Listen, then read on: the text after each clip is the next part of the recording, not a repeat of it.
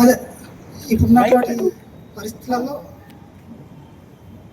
Comrade మా state కమిటీకి ఉన్నటువంటి కామ్రేడ్స్ ఇప్పుడున్న పరిస్థితిని ఆలోచించి ఇటు గవర్నమెంట్ కావచ్చు, ఇటు డిపార్ట్మెంట్ కావచ్చు, జనజీవన సరస్సుతో కలిసి పనిచేయాలని చెప్పి పిలుపునిస్తున్నది. ఆ పిలుపు అనుగుణంగా వస్తే బాగుంటుందని చెప్పి నేను కోరుతాను.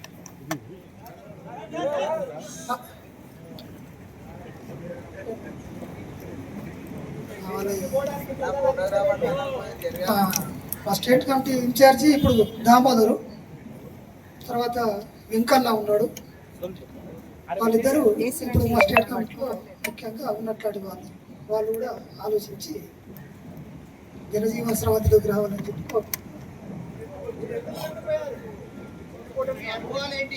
జాతీయ కార్యదర్శి ఎవరు ఉన్నారు? ఇప్పుడు జాతీయ కార్యదర్శి కేశవరావు తర్వాత ఇప్పుడు ఎవరు కొనసాగుతున్నారు?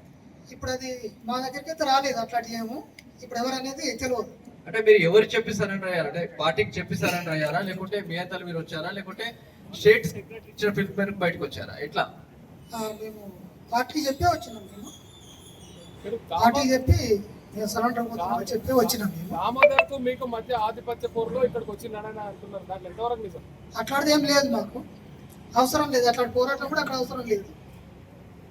దామోదర్కు చెప్పిన ముగిపోతున్నామని చెప్పే వచ్చినాం.